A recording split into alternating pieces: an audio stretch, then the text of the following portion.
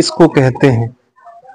बहुत सारे हमारे दीनी भाई आज भी वक्फ को नहीं समझते हैं या वक्फ के बारे में सही मालूमात नहीं है। इस हवाले से मैं सादी ज़बान में चंद बातें अर्ज़ करना चाहता हूँ। जब कोई मुसलमान अल्लाह उसके रसूल की रज़ा के लिए किसी ज़मीन को बंदगाने खुदा की नफ़ा के लिए वक्फ कर देते हैं, अपनी मिल्कियत से वो दस्तबरदार हो जाते हैं, अपने आप को खारिज कर लेते हैं, उसको वक्फ कहते हैं। कुल मिला के अब हम यूँ कह सकते हैं कि एक शख्स ने अल्लाह उसकी रसूल की रज़ा के लिए, खुशनुदी के लिए अपनी निजी ज़मीन को मस्जिद में दे दिया, मदरसे में दे दिया, कब्रिस्तान में दे दिया, ईदगाह को दे दिया, या रोड रास्ते को दे दिया, या किसी और फलाही काम में वक्फ कर दिया, यानी डोनेशन कर दिया, चंदे में दे दिया, उसको वक्फ कहते हैं। और हमारे इस मुल्क के अजीज हिंदुस्तान में इस तरह की बेशुमार ज़मीनें हैं, अर्दियात है, जायदाद है कि हमारे पुरखों ने, हमारे आबा व अजदाद ने इस तरह से बहुत डोनेशन किया है। गाँव में, कस्बात में, देहात में, शहरों में एकड़ के एकड़ ज़मीन,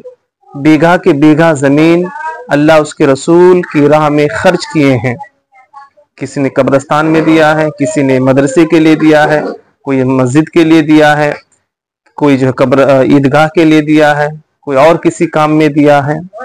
और इन सब ज़मीनों को वक्फ कहते हैं। अब वक्फ कर अगर किसी ने मस्जिद को वक्फ किया है तो हो सकता है उसने मस्जिद बनाने के लिए दिया हो, और हो सकता है उसने मस्जिद के इंतजामात और अखराजात के ज़राए के लिए दिया हो। इसी तरह किसी ने मदरसे के लिए दिया, इसका मतलब नहीं कि वहाँ मदरसा बनाना है। वाकिफ ने, यानी जिसने डोनेशन किया है, ज़मीन चंदे के तौर पे ज़मीन दिया है, वो किस काम के लिए दिया है। हो सकता है वो मदरसा तामीर करने के लिए दिया हो सकता है वो ईदगाह बनाने के लिए दिया हो सकता है वो कब्रिस्तान बनाने के लिए दिया हो, और ये भी हो सकता है कि जिसने ज़मीन दान किया, डोनेशन किया, वो मस्जिद या मदरसा या ईदगाह या कब्रिस्तान के जो अखराजात होते हैं उसके लिए दिया हो कि भाई वहाँ मॉल बनाया जाए, दुकानें बनाई जाए, उसमें खेत किया जाए। इस तरह के बहुत सारे असबाब हैं। तो बहरहाल डोनेशन करने वाला, यानी चंदा देने वाला, दान करने वाले ने जिस मकसद से दिया है, उस ज़मीन का उस मकसद पर इस्तेमाल किया जाना चाहिए। और अफसोस और अलमिया यही है कि हमारे इस मुल्क में ऐसी ज़मीनों का बहुत बड़ा मिसयूज हो रहा है, हुआ है, और आइंदा पता नहीं। हमें चाहिए कि हम वक्फ की जायदाद को समझें, चिन्ह करें, उसकी निशानदेही करें और उसका सही इस्तेमाल करें। गाँव में, शहरों में, कस्बों में इस तरह की बेशुमार ज़मीनें हैं, और बहुत ही कीमती और बहुत ही लागत की ज़मीनें हैं, जिसका कुछ हमारे सरकर्दा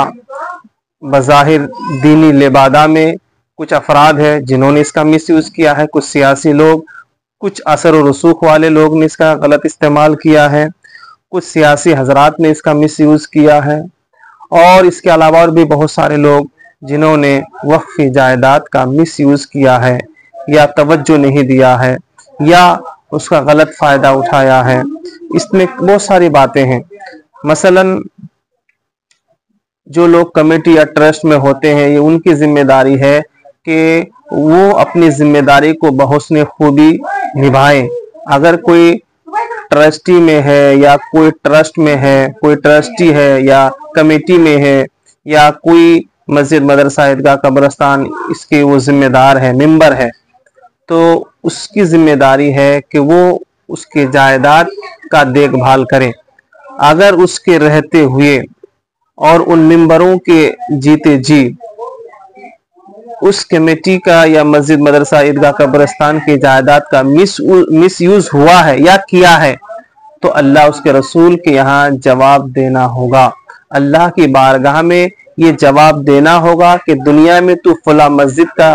ट्रस्टी था, कब्रिस्तान का, ईदगाह का, या जो भी संस्थाएं हैं, जो भी चीज़ है, उसका अगर वो कमेटी में था, ट्रस्ट में था, जिम्मेदार था, वहाँ के कार्यकर्ता था, और उसके ज़माने में उसके जीते जी उसके क्या बोलेंगे कार्यकाल में इस तरह कुछ हुआ है, تو دنیا سے تو وہ بچ سکتا ہے، آخرت میں نہیں بچے گا۔ اللہ کے ہاں جواب دینا ہوگا کہ تو کمیٹی میں تھا، تو ممبر تھا، تو ٹرسٹ میں تھا، اور تیرے جیتے جی اور تیرے زمانے میں یہ ہوتا رہا، تو نے ویرودھ نہیں کیا، تو نے مخالفت نہیں کی، تو نے صحیح دشا نہیں دکھایا، یا پھر اپنے آپ کو بری ذمہ کیوں نہیں کیا۔ لہٰذا یاد رکھیں کہ وقف جائیداد کو ضائع ہونے نہ دے، بچانا بھی ہے، اس کا ہمیں صحیح استعمال بھی کرنا ہے۔